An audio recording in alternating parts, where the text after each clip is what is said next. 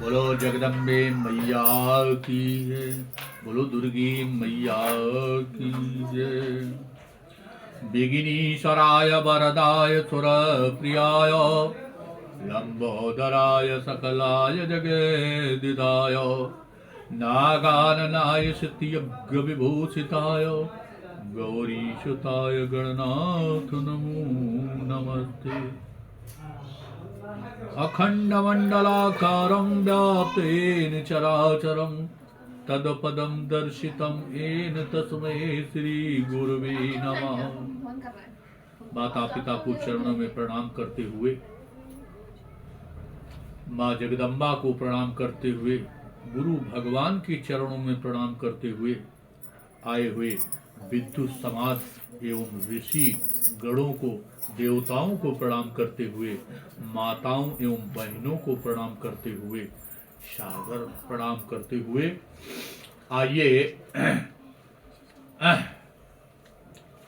आइए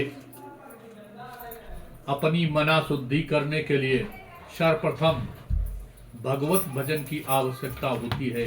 इसलिए भगवान का भजन करते हुए और आगे कथा को श्रवण करते हुए अपने जीवन को कृतार्थ धन्यमय बनाते हुए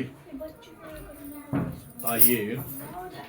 इसलिए जब तक भगवान का भजन नहीं होता है तब तक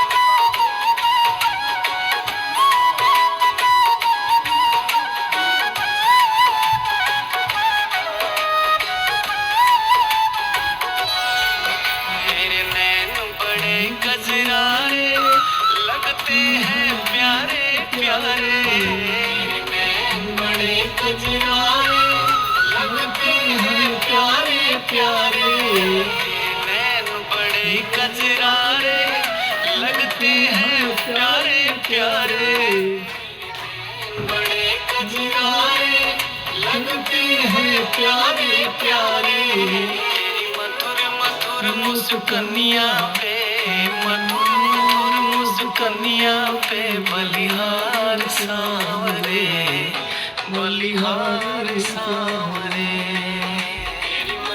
मंद मुस्कनिया पे बलिहार सांवरे, बलिहार सांवरे। मेरी मंद मुस्कनिया पे बलिहार सांवरे, बलिहार सांवरे।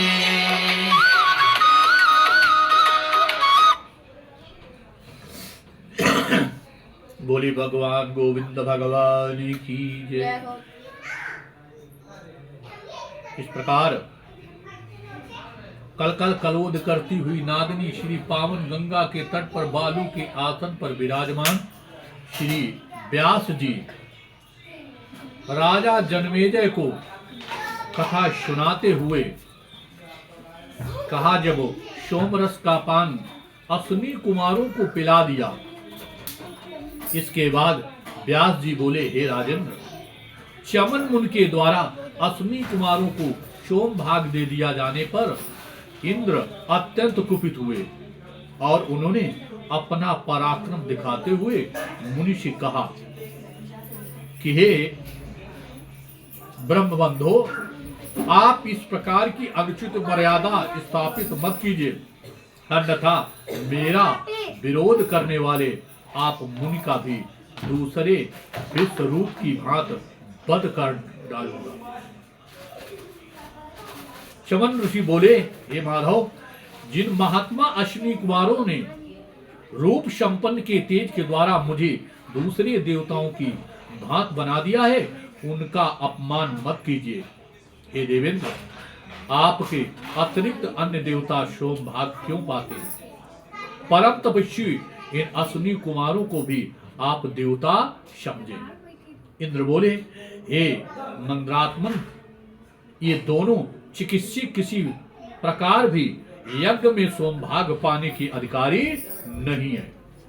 यदि आप इन्हें सोम रस देंगे तो मैं अभी आपका सिर काट डालूंगा।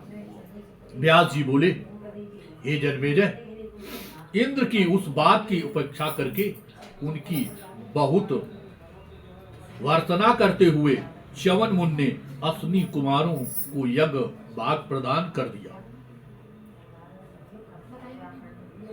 उन दोनों ने पीने की इच्छा से सोमपात्र ग्रहण किया। तब शत्रु सेना का भूभेदन करने वाले इंद्र ने मुनि से ये वचन कहा, यदि आप इन्हें सोमरस देंगे तो मैं स्वयं आपके ऊपर वज्र से उसी प्रकार प्रहार करूंगा जैसे मैंने विश्व रूप को वज्र से मार डाला था। इंद्र के ऐसा कहने पर तपोबल से गर्भित च्यवन मुनि अत्यंत कुपित हो उठे और उन्होंने विधिपूर्वक अश्विनी कुमारों को सोमरस दे दिया।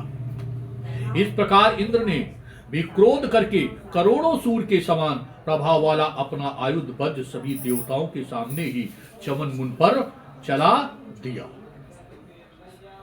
तब अमित तेज वाले इंद्र के चलाए गए उस वज्र को देख करके च्यवन मुनि ने अपने तपोबल से उसे स्तंभित कर दिया।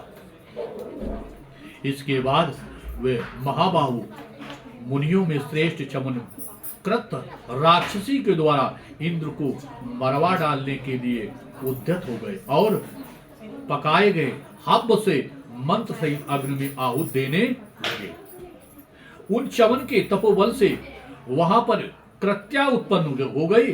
अत्यंत बलशाली तथा क्रूर पुरुष के रूप में वो अभिभूत हुई। इस पुरुष का शरीर महान दैत्य के समान बहुत विशाल था, मानव पाताल को चाट रही हो, आकाश को चाट रही हो अपनी जीभों के द्वारा। बड़े बड़े दांत, बड़े बड़े बाल आदि उसे देखते ही सभी देवता शीघ्र ही भयभीत हो गए। वो दैत्य वज्र को मुख में लेकर के संपूर्ण आकाश को व्याप्त करके सामने खड़ा था। तब हाथ में वज्र धारण करने वाले देवराज इंद्र ने काल सदस्य उस दानों को देख करके समस्या का समाधान करने में कुशल देवगुरु बृहस्पति का मन ही मन स्मरण किया। गुरु को स्मरण किया। गुरु जी आए, बृहस्पति देव कृत पर विचार करके हुए शचीपत इंद्र से कहने लगे, हे इंद्र, मद नामक इस असुर को महामंत्रों से अथवा वज्र से मार पाना अत्यंत कठिन है। चवन मुनि के तपोबल स्वरूप ये महाबली दैत्य शम्बक रूप से यज्ञ कुंड से उत्पन्न हुआ है। ये शत्रु तुम्हारे देवगणों के तथा मेरे द्वारा भी पराभूत नहीं किया जा सकता है। व्यास जी बोले, गुरु बृहस्पति के ये कहने पर इंद्र चवन मुनि के पास गए और नम्रता पूर्वक सिर झुका करके प्रणाम करके भयभीत होते हुए उनसे बोले कि हे मुनिश्रेष्ठ, क्षमा कीजिए, हमसे जो गलती हुई है उसको क्षमा करें। श्रृंगार के लिए तत्पर इस असुर को शांत कीजिए। ये भार्गव, ये दोनों अश्विनी कुमार आज से सोमपान के अधिकारी हो जाएंगे। हे विप्र, मेरा ये वचन सत्य है, अब आप प्रसन्न हो जाएं। ऐसा इंद्र ने कहा, हे मुनिश्रेष्ठ, मैंने ये जो भी कार्य किया है उसे आपके पराक्रम को प्रकट करने के उद्देश्य से ही किया, ऐसा आप समझिए। इंद्र के इस प्रकार प्रार्थना करने पर समर्थ इंद्र सावधान, और महाराज जी कहते हैं कि हे राजन, इस प्रकार चवन मुनि ने अपने तप के प्रभाव से उन दोनों शूरपुत्र श्रेष्ठ अश्विनी कुमारों को पूर्ण रूप से सोमपान का अधिकारी बना दिया। इसके बाद उस कर्म से राजा सरियात भी संतुष्ट हो गए। यज्ञ संपन्न करके मंत्रियों के साथ नगर को चले गए। उनके 100 पुत्र हुए। उनमें ककुद्धि सबसे श्रेष्ठ तथा उत्तम था। उनकी रेवती नामक एक पुत्री भी थी जो परम सुंदर तथा शुभ लक्षणों से युक्त थी।